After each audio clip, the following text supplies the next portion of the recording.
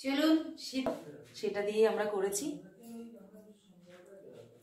শীতকালের দুপুরবেলা খাওয়া দাওয়ার পরে কি করবো, মাথার মধ্যে তো সারাক্ষণ ঘুরতে থাকে, কিছু না কিছু আপনাদের সাথে শেয়ার করতে সবসময় ভালো লাগে। আজকে নিয়ে নিয়েছি কি দেখুন, এখানে আদা নিয়েছি, প্রায় 200 গ্রাম মতো আদা আমি ভালো করে ছুলে নিয়েছি। এটা দিয়ে কি হবে বলুন তো, আপনারা একটা গেস করুন তো, আদা দিয়ে কি হতে পারে। আবার হাতে গুড় আছে, এটা আদা দিয়ে আর গুড় দিয়ে এমন একটা জিনিস হবে যাতে এই সর্দি কাশি বাচ্চাদের নিয়ে যারা ভুগছেন, এর একটা গুলি মুখে দিলেই মোটামুটি কাশি থেকে অনেকটাই রেহাই পাওয়া যাবে। চটজলদি বানিয়ে নিই, চলুন কি বানাচ্ছি সাথে থাকুন আর দেখতে থাকুন। আদাটা টুকরো টুকরো করে কেটে মিক্সিতে সুন্দর করে পেস্ট করে নিয়েছি। আদাটা আগে দিয়ে দিলাম, শুকনো কড়াই চাপিয়ে রেখেছিলাম, আদাটা আগে বাটাটা দিয়ে দিলাম।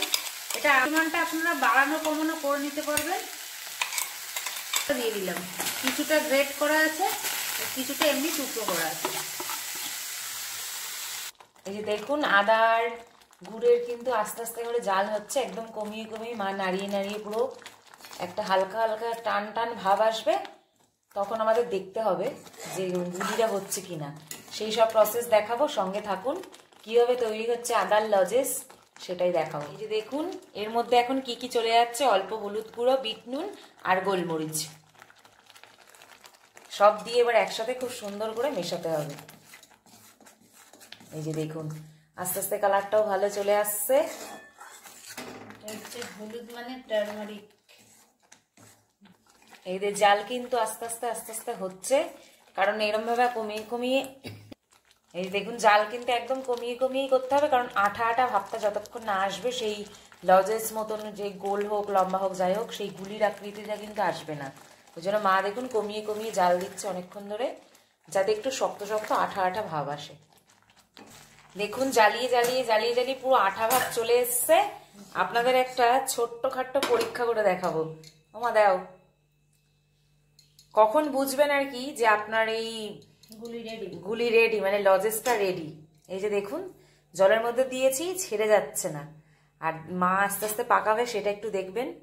দাঁড়ান, চলে গেলে তাহলে হবে না, এখানে এক জায়গায় রয়ে গেছে মানে হয়ে গেছে। হ্যাঁ, আর একটা কি সুন্দর আঠা আঠা ভাব আসবে। এই যে দেখেছেন, জল থেকে তুলে নিলাম, নিয়ে এই যে এইভাবে দেখুন এই জলের মধ্যে টেস্টটা সুন্দর করে করে নেবেন, কিন্তু যতক্ষণ না জলে এরকম শক্ত আঠার মতো আসবে ততক্ষণ।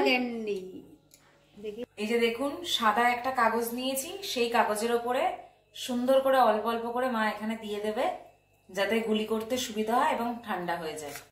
এই যে দেখুন একটু ঠান্ডা হওয়ার জন্য আমি এই কাগজের মধ্যে সব পরপর করে দিয়ে দিয়েছি, দিয়ে এবার আস্তে আস্তে করে গুলি বানাবো। এই যে দেখুন যে যেরকম করবেন সাইজ, মা এই আস্তে আস্তে করে হাতে এই যে জল লাগিয়ে লাগিয়ে এই যে গুলির মতো করে করে নিচ্ছে। আখের গুড়ে খুব সুন্দর হয়, আমাদের খেজুরের গুড় দিয়ে করেছি। এই যে দেখুন পুরো রেডি, আর খেতে খুব সুন্দর হয়েছে। এইটা এরকম ভাবে রেখে দেবেন, পুরো শক্ত হয়ে উঠবে আস্তে আস্তে। টানতে একটু সময় দিতে হবে, তাহলে পুরো গুলি যেরকম লজেস হয় পুরো সেরকম ঠিক লজেসটা ওরকমই হবে। এই যে দেখুন রেডি আমাদের আদার লজেস, বানানো হচ্ছে এখনো চলছে। মা এখানে ওই যে যেগুলো রেখে দিয়েছিলাম সেগুলোই মা এরকম করে গোল গোল করে করছে। এই যে দেখুন কি সুন্দর লাগছে দেখতে, পুরো হজমলা ক্যান্ডির মতোই লাগছে, একদম গোল গোল ছোট্ট ছোট্ট। শেপটা যেরকম আপনাদের ইচ্ছা সেরকম ভাবে দেবেন, কোনো অসুবিধা নেই। আমরা এরকম দিয়েছি। তো কেমন লাগলো জানাবেন, আর যদি আখের গুড় দিয়ে করতে চান তাহলে আরো সুন্দর আসবে। আমাদের ঘরে ছিল।